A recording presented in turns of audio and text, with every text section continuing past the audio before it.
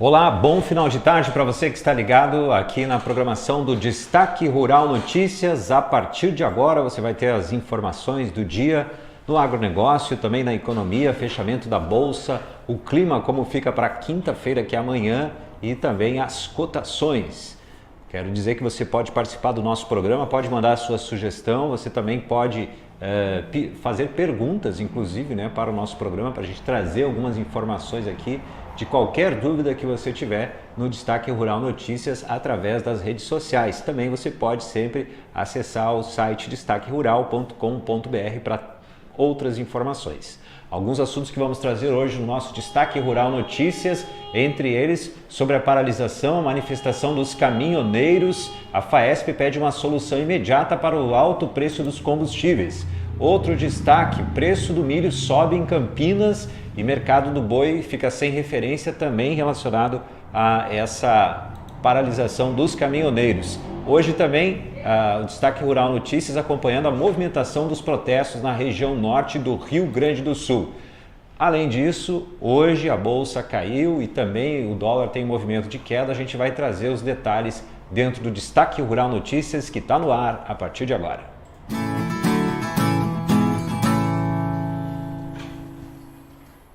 Em nota sobre a greve dos caminhoneiros, o presidente da Federação da Agricultura de São Paulo, a FAESP, Fábio Meireles, disse que a solução para os altos preços dos combustíveis precisa ser imediata, pois com o comprometimento do escoamento da produção, o abastecimento da população pode ser afetado em razão dos dias da paralisação. O dirigente também falou que a FAPESP mostra preocupação com as perdas no setor agropecuário em decorrência dos protestos. E a greve dos caminhoneiros está contribuindo também para a escassez e, consequentemente, a alta nos preços do milho nas praças paulistas. A informação é da XP Investimentos no seu relatório diário sobre a commodity. Em relação ao mercado do boi gordo, a consultoria comenta também em relatório que frigoríficos começam a tomar medidas provisórias enquanto o movimento não se define. A principal delas tem sido adiar os debates e as compras de animais. Sem negociações, várias praças do país ficaram sem referências de preço para a arroba do boi gordo. Ainda sobre as manifestações e as paralisações dos caminhoneiros, a reportagem do Destaque Rural Notícia foi às ruas hoje, foi até as manifestações conversar com as pessoas que participam dessas manifestações. Estão acompanhando aí toda a movimentação dos protestos na região norte do Rio Grande do Sul. A repórter Gisele Furlani conversou com os manifestantes e tem mais informações. A paralisação nacional de caminhoneiros teve adesão em boa parte dos estados, o que tem gerado aumento de custos para a atividade de transporte. Essa manifestação, no meu entendimento, já vem há muito tempo para ser deflagrada, porque a gente está carregando um peso muito grande em cima do aumento de diesel, aumento de tudo.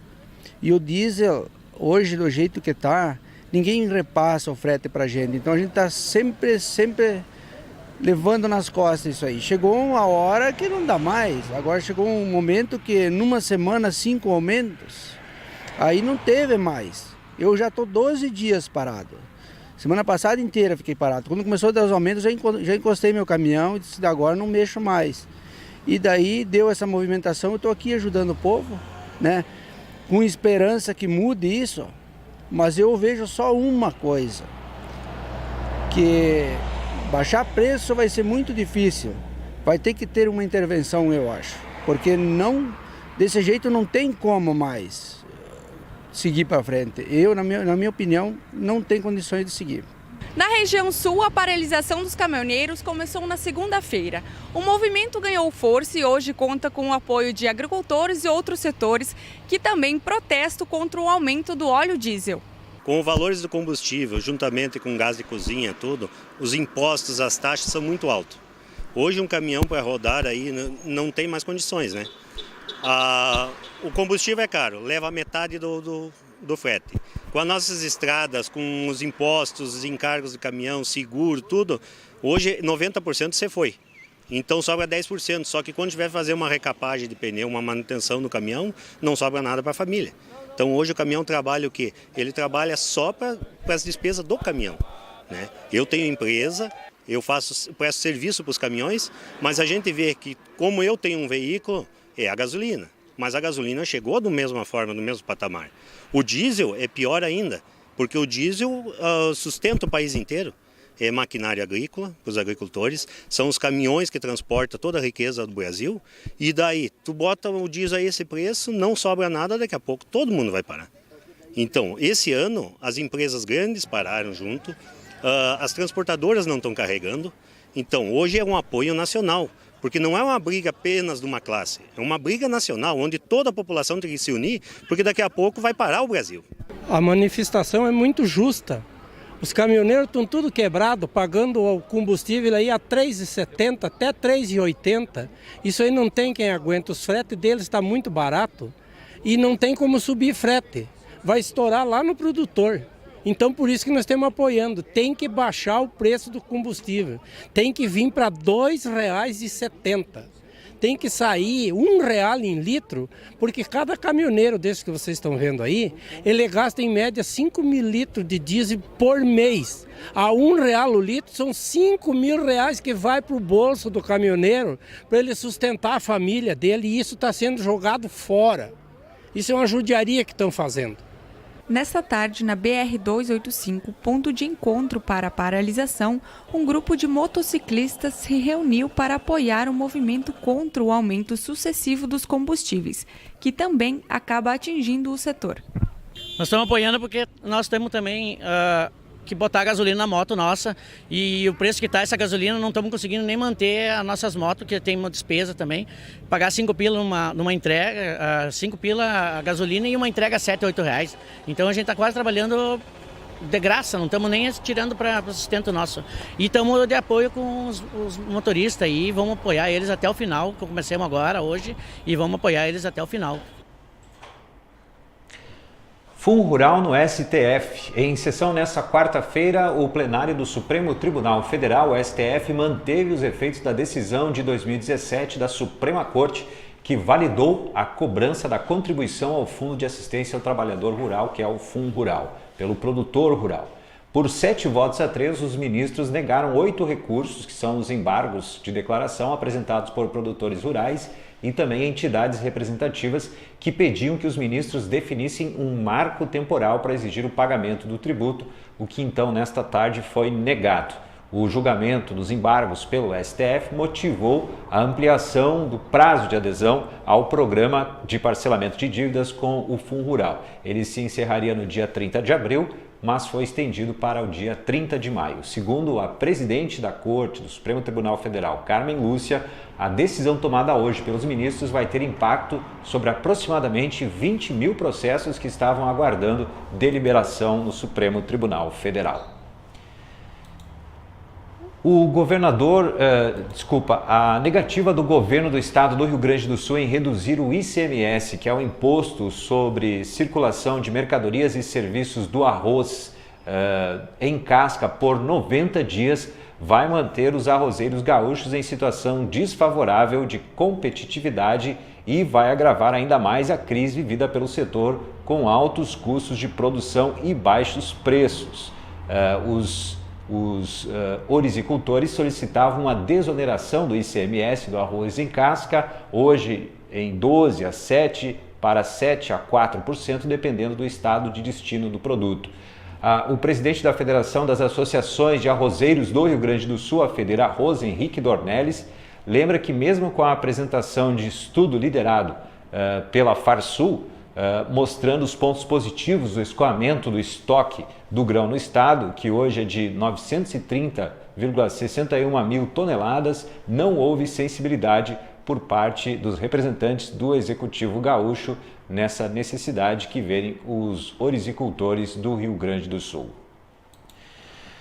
Um estudo realizado pela Fundação Dom Cabral apontou que é necessário um investimento de 50 bilhões de dólares por ano até o ano de 2035 para aprimorar o setor de logística no Brasil. O projeto denominado Plataforma de Infraestrutura em Transporte vai ser lançado nas próximas semanas e, além de reunir obras que já estão previstas no plano plurianual do governo, também sinaliza intervenções que precisam ser postas em prática de forma urgente. O agronegócio brasileiro, para a gente ter uma ideia, ocupa o 3º lugar no ranking de custos logísticos. Só no agronegócio, 20,7% do total dos gastos de produção destinados para o escoamento da carga. De acordo com o pesquisador Paulo Rezende, que é um dos responsáveis pelo projeto, uma parte dos 50 bilhões de dólares seria destinado para a construção de novas hidrovias e ferrovias, manutenção da atual malha rodoviária e também a sua ampliação em 20 mil quilômetros. E aí deu alguns exemplos, como por exemplo a BR-163, que escoa boa parte da produção agrícola nacional para os portos do eixo norte. E agora a gente vai falar sobre economia.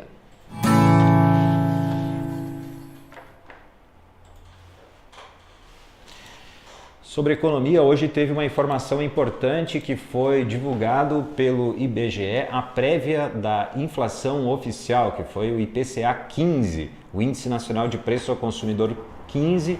Ela calcula então uma prévia da inflação oficial e ela registrou no mês de maio uma taxa de 0,14%.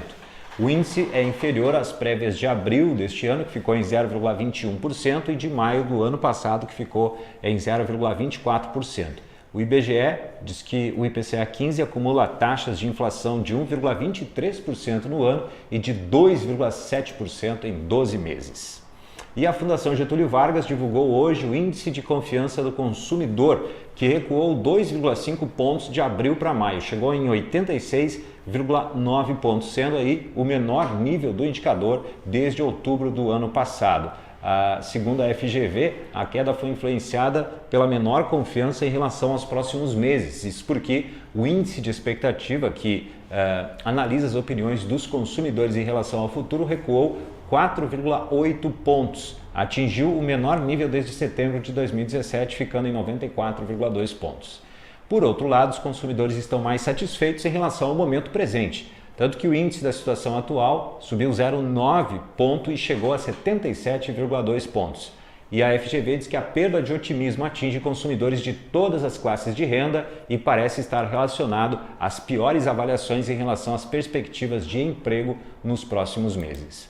Tem aqui também uma pesquisa que foi feita pela CNI, que é a Confederação Nacional da Indústria, mostrando que os investimentos em queda desde 2014 voltaram a crescer em 2017, no ano passado, e tem uma previsão, uma perspectiva de que essa trajetória positiva continue neste ano de 2018. De acordo com um levantamento da CNI, 76% das empresas fizeram algum tipo de investimento durante o ano passado. Seria o maior percentual desde o ano de 2015, dado que confirma o fim da recessão. Além disso, 81% das grandes indústrias afirmaram que pretende fazer algum tipo de incremento em 2018 e esse dado é o maior percentual desde o ano de 2014. O ministro da Fazenda, Eduardo Guardia, confirmou um acordo entre governo e Congresso Nacional para reduzir o preço do diesel. Em declaração feita no Palácio do Planalto ontem, ainda a Guardia disse que o governo vai eliminar a CID, que é a Contribuição de Intervenção do Domínio Econômico, que foi um assunto bem falado e discutido hoje, pelos noticiários sobre o diesel, e em contrapartida os parlamentares devem aprovar o projeto de reoneração da folha de pagamento. É uma situação bem complicada aí, de um governo tentar equilibrar os impostos que são recolhidos, que entram no caixa do governo, e também fazer algum tipo de deixar de arrecadar algum imposto, porque o governo federal ele precisa manter o equilíbrio fiscal brasileiro. É mais um dos desafios aí que tem o governo para equilibrar as contas e também fazer com que a produção brasileira fique competitiva, principalmente em relação aos combustíveis, como a gente está vendo as discussões nesses dias aí desde domingo. Tem uma informação internacional que o Banco Central da Argentina vai manter as taxas de juros em 40% ao ano para assegurar a desvalorização do peso nas últimas semanas e conter os possíveis efeitos do reajuste sobre os preços após registrar uma inflação de 25,5% em abril, em relação ao mesmo passado. O presidente do Banco Central da Argentina, Federico Sturzenegger, afirmou num discurso que a instituição, né, deve manter esse nível de juros para garantir a consolidação da queda da inflação no futuro. A Argentina aí passando por situação bem complicada, alta inflação, teve que aumentar então a taxa de juros para atrair capital estrangeiro, para equilibrar mais ali o peso em relação ao dólar. Falando em dólar, vamos ver como é que ficou o dólar nesta quarta-feira, dia 23 de maio. O dólar hoje fechou cotado a R$ 13,62. R$ 13,6264, fechou com queda de 0,5%. E o índice Bovespa, benchmark da Bolsa Brasileira, fechou com perdas de 2,26% aos 80.872 pontos na mínima do dia. O que... Depois que teve um breve alívio ali, depois da divulgação da ata da última reunião do Comitê de Política Monetária, que é o FONC do Banco Central dos Estados Unidos, o Ibovespa voltou a perder força, foi pressionado por ações da Petrobras em vista do petróleo, da virada do petróleo depois da surpresa com os estoques nos Estados Unidos, que subiram na última semana, e também chama a atenção a queda de papéis da Eletrobras, 10% de queda, isso porque a privatização parece que está cada vez mais longe após uma manobra aí, da Câmara dos Deputados através do seu presidente, o Rodrigo Maia. Vamos agora à previsão do tempo.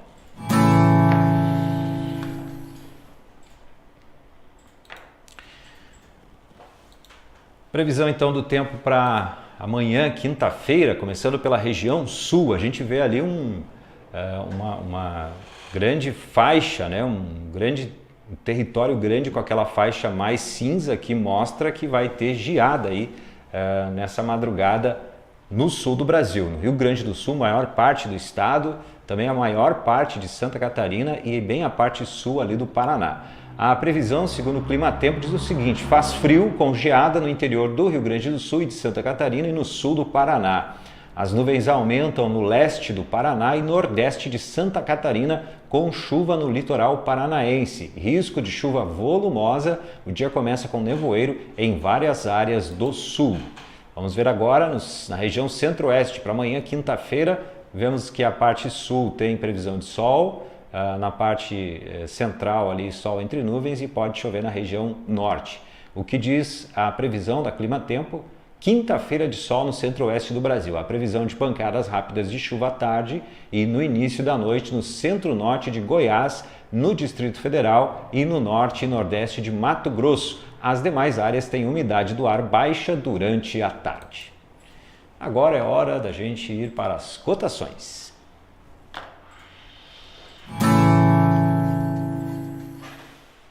Começando então as cotações pelo farelo de soja em Ponta Grossa, o valor de hoje, a cotação de hoje, dia 23, quarta-feira, R$ 1.500. Farelo de soja em Paranaguá, R$ 1.520. A soja em Passo Fundo, R$ 81,20 a saca. Em Paranaguá, R$ 86,00. Em Rio Grande, R$ 85,50. E em Rondonópolis, R$ 76,00. O milho em Passo Fundo, R$ 42,00. Em Ponta Grossa, também R$ 42,00. Em Rondonópolis, R$ 29,00. Agora o trigo em Santa Rosa, R$ 850,00 a tonelada. Dourados, R$ 810,00. Em Cascavel, R$ 1.000.